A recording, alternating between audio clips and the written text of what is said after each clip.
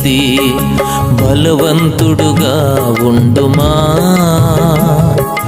క్రీస్తు యేసు కృపతో నిండుమా. బలవంతుడుగా ఉండుమా,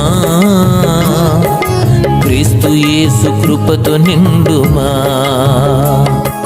సేవకుడా నీ భాగ్యమెంత గొప్పది, సేవ చేయు నీ బ్రతుకు ధన్యమైనది.